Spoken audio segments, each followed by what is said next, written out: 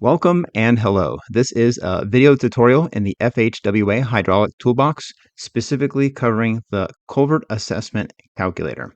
The Culvert Assessment Calculator is a project level tool that identifies suggested culvert rehabilitation, repair, and replacement methods based on the findings of field assessment. So basically, this is a fancy way of saying notes, a field report to assess the condition of a culvert. To add a culvert assessment calculator or analysis to your hydraulic toolbox project, you can just go to the project, right click, and then new culvert assessment right here. Boom, there it is. You can also go up to the calculators menu and then click on new culvert assessment. And I believe there's also a button over here. This looks like it. New culvert assessment analysis. All right, so I've got three of them here. I don't need three. I'm going to right click and delete. Oops, that was duplicate. I'm going the wrong direction here. Delete. There we go. And delete. And if we wanted to rename our culvert analysis to something a little more meaningful to identify which culvert analysis it is just by looking at the screen here, we can go right click and then rename. And then I'll just type in something like Spring Creek at River Station 450. And then I'll note from the icon here that this is a culvert assessment analysis. All right, the user's manual talks about this on page 65. It's chapter 14, culvert assessment analysis. What we have here is a little icon of the culvert assessment calculator. It's really more of a report. There's no calculations involved, but if you're interested in culvert calculations, the High 8 program that's also put out by the FHWA is really great for assessing culverts and doing culvert calculations. All right, so here is the user interface. We'll be looking at that in the actual program in just a moment. And then further down in the user's manual, we have a discussion of this particular calculator. I guess I'll just keep calling it calculator. I should also point out that this document right here is something that I don't have the link to, but I just pasted this into Google search and then it came up. It is a PDF document right here, Culvert Assessment and Design Making Procedures for Federal Land Highway, FLH. This is the more detailed version of the user's manual, so there's no hydraulic engineering circular number document for this calculator. But what we have is this document, which talks about making assessments of the culverts. And I'll be referencing this document throughout this video. Right. So yeah, chapter 2, culvert assessment tool. We'll come back to this in just a little bit. Okay, so let's do a right click and culvert assessment on our culvert assessment for Spring Creek at River Station 450. What you see in this interface is what we'll be talking about for the rest of this lesson. On the far left, we have a menu. So in this left panel, we have a number of different pages that are associated with our report, starting with investigators and then finally detailed results / matrices. So we'll go through these one at a time and I'll explain what they're used for and how to use them. Starting with investigators. So if you just click on a page, then over in the main section, you fill out the details to view and edit that page's contents. So we could say who's the analysis by, who performed the field assessment. These are just text fields, so you can just type in a name. And then the date and time. So this was a timestamp when this assessment was created. I'm filming this in August 2025, so this is my current date and time. But you can change this to the actual date and time of the assessment. So you can, there's a date time picker right here, and make sure that's correct. And then the project right here. Again, not all these fields aren't required, but you may want to actually type in some data. Okay. Site information is the next page. This is for locating the culvert itself. You don't have to name the culvert with the location. You can say the location, the lat long, the mile post. I use River Station, similar concept. Project station, GPS road center line, name of waterway, and direction of flow. So again, you don't need to fill out all these numbers. These just look like free-formed string data types. So you can type a word into a lat long, which would validate in most cases, but there's very little or no validation or quality control on what you type into these fields. The next page down is culvert information. So this is information about the culvert. If it's not already known, you can go ahead and type that data in. I'm going to go ahead and just make up some numbers here for the sake of demonstrating like some typical input data. Number of barrels, I'll say there's 3. Barrel length, I'll say it's how about 80 feet long for each barrel. The slope, mild, steep, or unknown. A lot of these drop downs have an option for unknown, but I'll just say it's mild. I was sort of expecting the slope to allow the user to type in a number, but this sort of goes to demonstrate that this is not really a calculator. It's more of an assessment tool. The skewness, I'll say it's 0, which means it's orthogonal to the embankment. Approximate cover, I'll just say it's 10 feet on both the upstream side and downstream side. We'll say the barrel shape is circular, and we'll say the diameter is 6 feet. Pipe material is concrete. So that's the culvert parameters. And then the appurtenance parameters are just below that. So we have upstream and downstream appurtenances. The default values here is n/a or unknown, but if you do know what it is, you can go ahead and say projecting or maybe mitered for the head wall. How about nothing for the downstream end?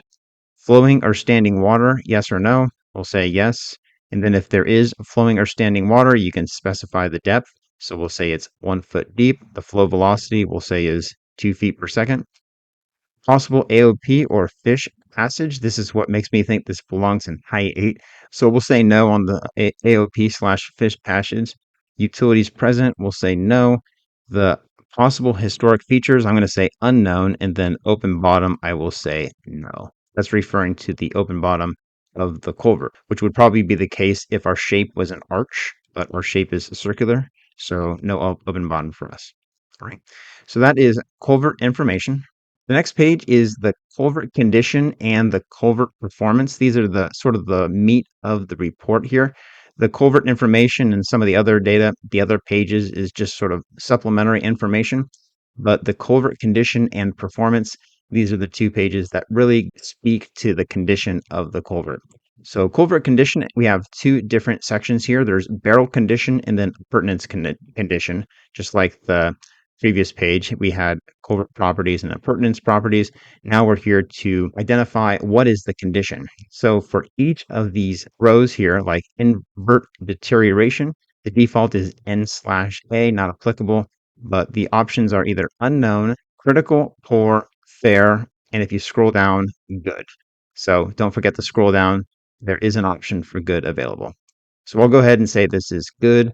Joints and seams, we'll say that is also good. You don't have to fill out any of these fields, but the more you fill out, the better. Now, you may be new to this. You may not be sure what is good, what is fair, what is critical. And that's where this PDF document for the FHWA CFLTD comes in. So let me advance to page 22 here. Boom, 22. This page is a condition assessment rating codes. So it defines what is good, what is fair, what is poor, critical, and unknown. Now, of course, this is a little bit subjective, but as you'll see in just a moment, there are actual pictures and ways to describe the difference for each of these different materials and culvert shapes with regard to good, fair, poor, critical for each of the different parts of the barrel and appurtenances. So back to the PDF here. Good, for instance, is like new with little or no deterioration. Fair is some deterioration, but structurally sound. Poor is significant deterioration and functionally inadequate, and so on. If we go to the next page, what we see is a rubric. So let's see, this is concrete and RCP conditions. And we have in each of these columns the different choices for the condition that we get to specify: good, fair, poor, or critical. And then the rows, the far left column shows part of the culvert: invert deterioration, joints, cross-sectional deformation, and that is associated with invert deterioration, joints and seams, and so on. So it takes a little bit of getting used to, but once you've done it a few times, you probably don't need to even look at this rubric anymore. You can just tell, hey, if I'm in a concrete culvert and the invert deterioration is heavy abrasion and scaling, then you know that that condition is considered poor. So there's multiple pages of this. The next page is for corrugated metal pipe conditions. Again, we have good, fair, poor, and critical. Along the left, we have the different parts of the culvert: corrosion, we have cross-section deformation, invert deterioration, joints and seams. The next page is for plastic pipe. The page after that is timber conditions. I didn't know that was an option. Masonry conditions and appurtenance conditions. So the appurtenances, that is associated with the appurtenance conditions down here. Head wall, wing wall, apron, flared end section, pipe end, scour protection, and then an overall rating. So let's go back to that PDF once again. Head wall, wing wall, apron, flared end section, scour protection. All right, I mentioned photos. I'm going to get to that right now. That's on page 99 is where it starts. So if you advance a little bit later into the document, this is Appendix B. I need to right click, rotate clockwise, and then zoom out a little bit. Hopefully you can see that. All right, so photographic guide for culvert assessment tool. Again, this is still assessing good, fair, poor, or critical. What was it? Good, fair, poor, or critical, or unknown. All right, so let's go back to the PDF here. I'm going to scroll down to the next page. So for a box or arch culvert, this is what it looks like for it to be in good condition. Now, I'm not going to zoom in on each of these pictures and look at the text, but there is text and it describes what it is to be good. There's lots of pages of pictures here. Here's the next page. Again, the same type of concrete culvert that is in good shape, what to look for. Now here's box arch concrete culvert in fair shape. And you can see that there's different notes to say, to explain why it's considered fair condition.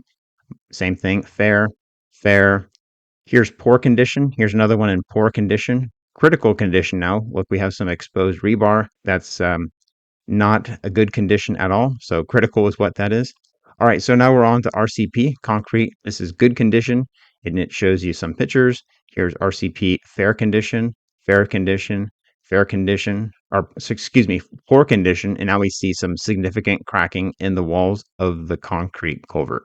So anyway, it goes on for a while. I'm going to just go back to the assessment tool right now, and that's all you'd have to do for your culvert condition page. At the very bottom, there is a overall rating here, so you can go ahead and just type in what it is. It's not a drop down, so you can type in, good, fair, poor, critical, or unknown, but you can also type in something else. This is a very small field, so there is a notes page later on where you can add more description. So this is just sort of a single word description for the overall rating. Okay, the next page is the culvert performance. Now, the culvert performance is divided into three sections here. There's action level 1 and action level 2. Action level 2 has performance problems and then other problems. So I guess you could just say it's two sections, action 1 and action 2. Action 1 is a little bit more routine improvements, common improvements, easier improvements that may happen more likely, but also be easier to fix. Level 2 problems are a little bit more involved and we would require special assistance. All right, so let's talk about these problems. For instance, level 1, we're talking about debris/vegetation blocking more than 1/3 of the rise of the inlet or the outlet. So if you notice that this is a problem, you just go ahead and click on the checkbox. If it's not a problem, you just don't check the checkbox. The next one down is sediment blockage. 1/3 to 3/4 of the rise of the inlet or outlet. That's pretty significant, actually, 3/4. So if that's what you observe, then go ahead and click the checkbox. If you don't observe that, don't click the checkbox. Back to the FHWA CFLTD 1005 document. If we go to page 29 now, this is where, hold on, I got to rotate it. Okay, and zoom in. Okay, cool. So here we have performance problems leading to level 1 actions. So vegetation/debris blockage, sediment blockage at the inlet or outlet. This is what we just talked about. Debris vegetation blocking 1/3 or more of the inlet outlet, sediment blocking 1/3 to 3/4 of the rise. So if you want the actual definitions, here they are. And then if you want to scroll down, we have some examples of what that looks like. This is significant blockage at the inlet. This would justify checking that first checkbox. So if you notice that your entire inlet is blocked with debris like we saw right there, we would check this checkbox right here. Okay, back to our pictures. Next is sediment blockage. There's no photo for that. The third one is buoyancy related inlet failure. So it looks like there's some serious failure of this culvert caused by buoyancy apparently. The next one down is poor channel alignment. So for instance, if the channel is entering the culvert at an angle that's greater than 45 degrees, it looks like that is considered the problem. I'm going to go back to the toolbox here. So buoyancy, Poor channel alignment, that's these two. Next is previous and or frequent overtopping, and then local outlet scour. So let's take a look at those two problems in pictures. Here's previous and or frequent overtopping. This is probably the downstream side of the roadway, but you see that there's a lot of erosion. It goes all the way up to the line on the pavement.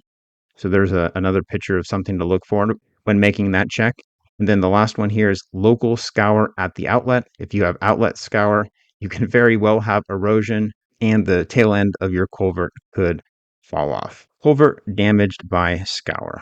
All right, go ahead and scroll down to the next page. Now we have level 2 problems. Just like level 1, it starts with a table. So embankment piping, channel degradation, head cut, embankment slope instability. Again, level 2 is a little bit more serious problems, and that starts here, embankment piping, channel degradation, channel head cut. So just go ahead and make checks for the problems that you observe. If we scroll down in that PDF file a little bit further, now we have some pictures to explain what we're talking about here. Embankment piping, you see like there's some piping that's taking place. Here is the culvert here. This looks like a corrugated material. And then here's some piping, some water seeping through the embankment, but it's just adjacent to the culvert itself. So that's a problem. All right, next one is a picture of roadway settlement caused by voids around a culvert. And now channel degradation, unstable channel evidenced by the stream bank erosion and vertical banks.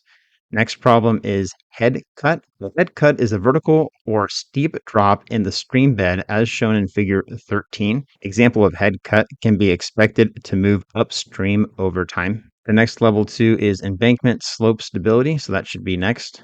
All right, embankment slope instability, that's no picture there. Sediment blockage and channel aggregation. So this looks like the culvert is filled up with sediment there. That's a problem. Open bottom culvert, and then open bottom culvert with exposed footing. Yeah, you don't want to have exposed footing. So there's a picture of that. And if that's what you observe, that looks like the last one right here. Exposed footing, open bottom culvert only. Okay, so that's it. The next page is photos and notes, and the next 2 pages really. Also, to advance to the next page, you can click over here in the left panel, but you can also click the next and previous buttons at the bottom. So if I click next, yeah, it advances me to photos. Next, it takes me to notes. Notes is pretty straightforward. It's just free-form notes, so you can type whatever you want here to further explain any other part of the report. Photos is a little bit more involved, so you can add photos. There's sort of a default list of photos: inlet, outlet, roadway, head, roadway back, and then view of upstream and downstream.